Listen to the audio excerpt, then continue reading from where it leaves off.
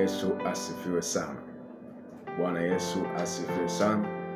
Namshukuru Mungu tena kwa ajili ya siku ya leo ambayo amenipa kibali kuweza kuzungumza na watu mbalimbali katika nchi yetu ya Tanzania na nje ya nchi ya Tanzania. Yamkini wapo wanaonisikiliza wakati huu na saa hii.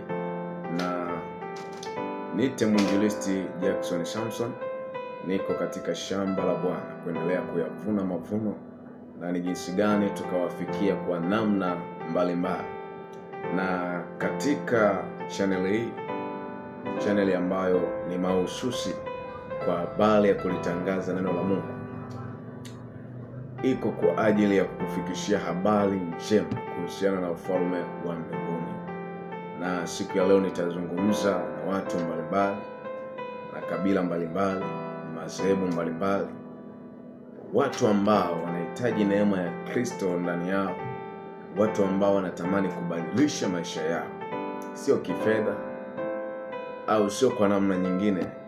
Maisha, tunapozungumza maisha, namna ya kubadilisha maisha, kuna maisha ya dhambi na kuna maisha ya haki.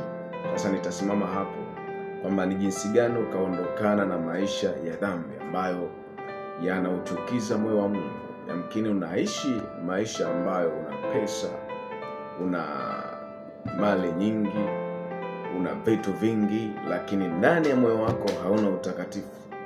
Nataka nikwambie tu kwamba hizo mali, hizo pesa ulizonazo, pasipo utakatifu ndani yako ni kitu bure kabisa. Kwa hiyo usalama wako ni pale ambapo utakapomkiri Yesu Kristo awe Bwana na Mwokozi wa maisha yako, ndipo utakapoifaidi hiyo mali ulionayo. Kwa sababu mali bila Mungu bado ni kitu bure kabisa, kwa sababu tutakuwa hatuupendezi moyo wa Mungu. Tunakuwa tupo katika fahari ya dunia, au tunafurahi kwa maisha ya duniani, lakini baada ya kufa unakutana na hukumu nyingine tena ambayo itakusababisha wewe uwaze vitu ambavyo hukuwahi kuviwaza. Ndio maana Mtume Paulo anasema, ni kitu gani ambacho kinaweza kunitenga na upendo wa Mungu? Iwe dhiki, njaa, vitu kadha wa kadha. Hakuona sababu ya yeye kujitenga na Mungu, kwamba fedha imfanye ajitenge na uso wa Mungu, mali imfanye ajitenge na uso wa Mungu. Bwana Yesu asifiwe sana. Kwa hiyo tunapokuletea habari za neno la Mungu, ni neno ambalo limejaa nguvu, ni neno ambalo lina uvuvio wa Roho Mtakatifu, litakalo kubadilisha katika eneo ulilopo na kuachana na maisha ya dhambi na kuachana na maisha yasiyofaa. Umfuate Yesu Kristo, maana yeye ndiye mpaji wa vyote, na hivyo vyote ulivyo navyo ni mali yake. Kwa hiyo maisha bila Yesu bado ni ubatili. Bwana Yesu asifiwe sana. Bwana Yesu asifiwe sana. Yamkini naongea na watu ambao tayari wameshakata tamaa ya maisha. Kuna watu ambao tayari matumaini yao yapo kwa waganga, matumaini yao yapo kwa ndugu, matumaini yao yapo kwa mtu fulani, kwamba yeye akipatwa na shida au akipatwa na tatizo fulani, anaangalia pa kwenda kwa mganga au kwa ndugu, kwa rafiki, ana uwezo kuitatua ile tatizo. Inawezekana, ni kweli, kwa sababu sisi binadamu tumeumbwa ili tutegemeane, lakini kuna namna ambavyo tunaweza tukategemeana. Sio katika kila eneo tunaweza tukategemeana, hapana. Kuna maeneo lazima tumtegemee Mungu, na katika maisha yetu katika kila eneo lazima tumtegemee Mungu. Lakini Mungu huyo anatumia mtu namna ya kulitatua tatizo lako. Bwana Yesu asifiwe sana.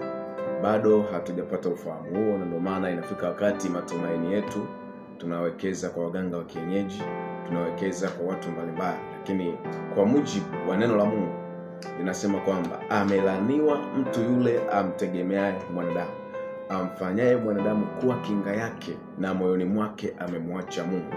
Nataka nikwambie ya kwamba katika maisha yako usimtegemee mwanadamu.